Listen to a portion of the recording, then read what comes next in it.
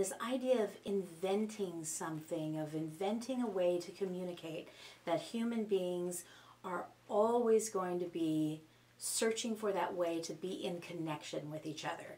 And if they, and we do it human to human, but we're always looking for that way to cross the distance between one person and another.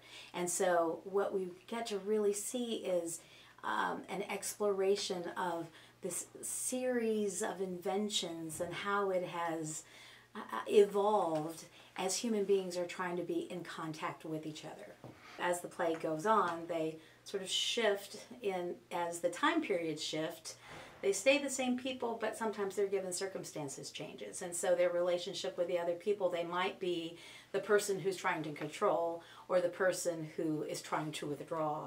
There are three ways to ruin a relationship or to sabotage a relationship. Let's put it that way. One is to try to control the other person.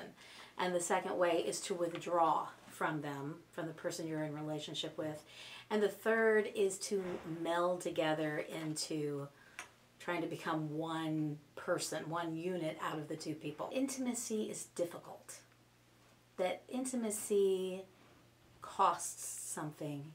And are you willing to, is that worth it to you to lose that autonomy to be in an intimate relationship? One of the major challenges is that the playwright, Madeline George, has written it where she'll say, Watson says this in 2011, and literally she'll say, in an instant, he's in Victorian England, and he's now Dr. Watson of Sherlock Holmes fame.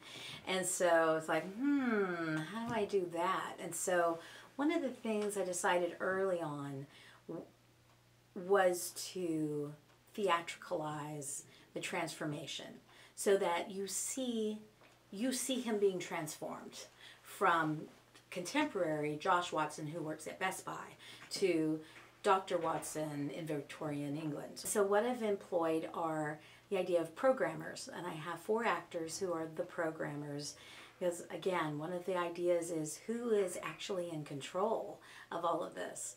What Madeline George does really skillfully is then going back and finding these layers, historical layers that we're building on, that says, well, these are these threads of continuity, that it's not just today, but it's everything that's leading up to it. So there's something, ultimately it's hopeful, and it's funny. It has moments that are very funny and moments that are very touching and moments that are sad, but ultimately it's hopeful that being in connection with other human beings is the most desirable thing.